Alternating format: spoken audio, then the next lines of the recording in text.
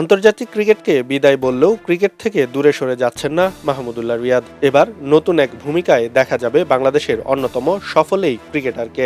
এবার তরুণ ক্রিকেটারদের গড়ে তুলতে অনূর্ধ্ব ১৯ দলের মেন্টর হিসেবে দায়িত্ব নিতে যাচ্ছেন তিনি।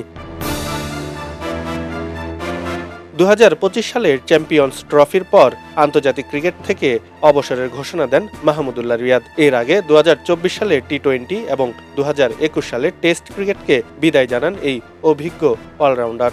দীর্ঘ কেরিয়ারে বাংলাদেশের জার্সিতে ৩ ফরম্যাট মিলিয়ে ১১,০০০-এর বেশি রান করার পাশাপাশি বল হাতে নিয়েছেন ১৭৬ উইকেট। দেশের ক্রিকেটের নির্ভরতার আরেক নাম ছিলেন তিনি।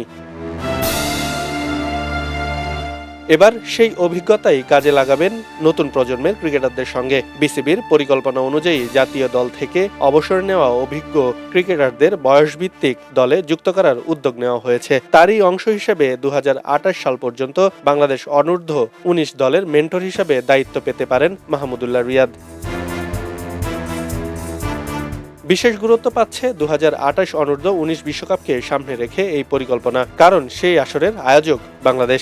ঘরের মাঠে বিশ্বকাপের জন্য শক্তিশালী দল গড়তে এখন থেকেই প্রস্তুতি শুরু করতে চায় বিসিবি। আর সেই মিশনে তরুণদের পাশে থাকবেন দেশের ক্রিকেটের সবচেয়ে অভিজ্ঞ ও শান্ত স্বভাবের একজন ক্রিকেটার মাহমুদুল্লাহ রিয়াদ। খবরের কাগজ, নিখাত, নির্ভীক, নিরপেক্ষ।